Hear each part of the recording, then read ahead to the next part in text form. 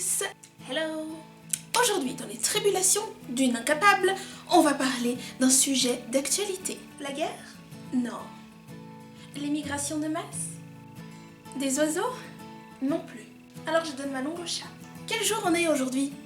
Eh oui, un vendredi 13. Vendredi 13 qui est un signe de malchance. Et donc notre sujet d'actualité et de ce TDI sera les superstitions.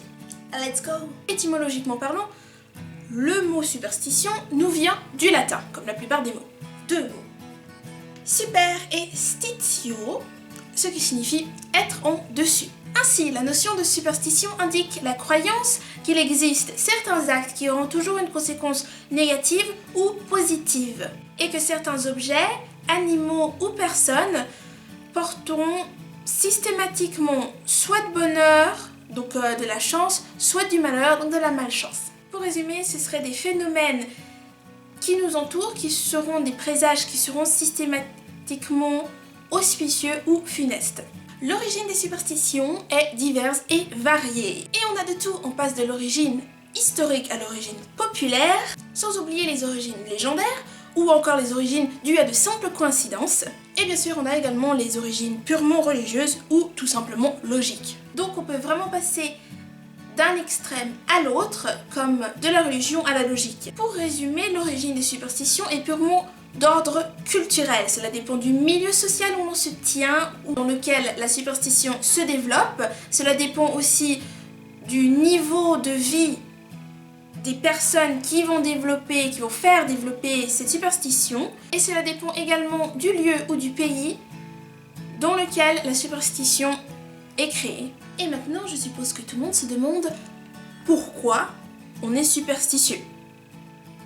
Du moins, pour ceux qui sont superstitieux. C'est comme pour tout ce qui a rapport avec l'ésotérisme. Certains croient en la magie, aux fées, aux sorcières, aux loups-garous, aux vampires, et d'autres n'y croient juste pas.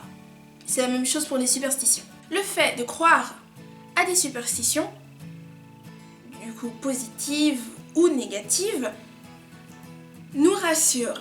En effet, nous vivons dans un monde hostile, dangereux, jamais à l'abri d'un quelconque incident, accident ou autre risque imaginaire.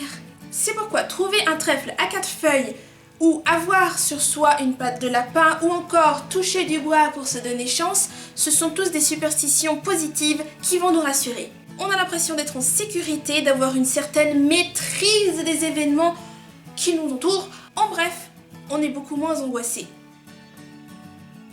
Ah tiens, tu vois où il pleut? Tu veux un parapluie?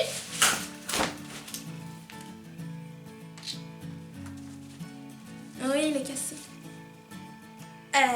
Non, mais merci Yoko pour cette très belle transition. Ouvrir un parapluie à l'intérieur d'une maison, c'est une superstition négative, donc qui va nous porter malheur. L'origine de cette superstition est à la fois logique et historique. En effet, il y a des années, on avait encore des lustres au plafond. Et quand on ouvrait un parapluie à l'intérieur d'une maison, il y avait ce léger petit risque qu'on se prenne un lustre ou deux sur la tête. Mais après, j'ai envie de dire, on a un parapluie, donc on est protégé, non? Mais il n'y avait pas que ça. Les premiers parapluies d'environ du XVIIIe siècle avaient une armature métallique. Donc, si vous l'ouvrez à l'intérieur, il y avait un léger risque que vous blessiez les personnes qui entouraient le porteur du dit parapluie. Parmi les superstitions logiques, on a une superstition un peu bizarre qui est de manger les poils du chien qui nous a mordus. Et ouais, si vous vous faites mordre, ça fait mal. Et bien sûr, il y a aussi plein d'autres situations qui font mal. Et quelle est la phrase que l'on vous sort? La plupart du temps, il y a une phrase qui revient assez souvent et que tout le monde nous sort, c'est... Je t'en prie. Allez, reprends du poil de la bête. Voilà, mange-toi donc les poils de l'animal qui t'a mangé le mollet, hein. Les superstitions les plus connues sont d'origine religieuse. Nous avons par exemple la superstition qui est le chiffre 13, le vendredi 13, bref, le numéro 13. Qui est également à l'origine de notre vidéo.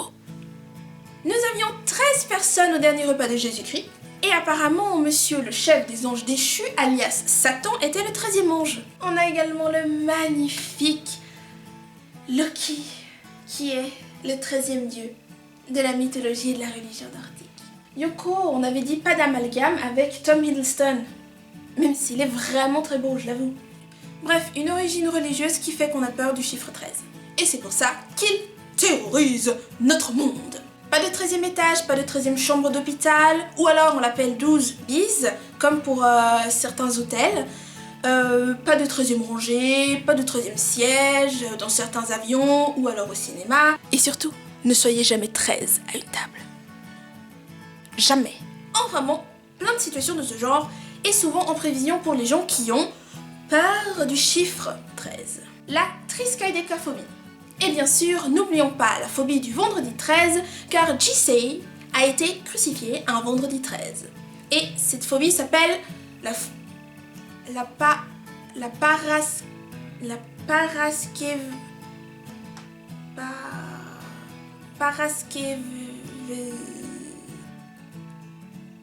paraskevidécatriaphobie. Tout simplement. Et on va finir par une petite liste des superstitions les plus bizarres ou les plus stupides. Au choix. Ayoko. Pour les footballeurs, n'oubliez pas de commencer à lasser vos chaussures par la chaussure gauche. Pas de femme ni de lapin sur un bateau. Les deux n'étant pas liés, bien entendu. Petite superstition à l'égard d'une de mes meilleures amies, ne surtout pas porter de verre durant une représentation théâtrale, parce que Molière était habillé tout en vert lorsqu'il est mort, sur scène. Si vous êtes fan de statuettes d'éléphants, et du coup vous collectionnez les statuettes d'éléphants, il vous en faut une volée, une achetée et une offerte. Ce qui n'est pas une incitation au vol, moi j'ai pas du tout envie qu'on me prenne pour une instigatrice au vol de statuettes d'éléphants.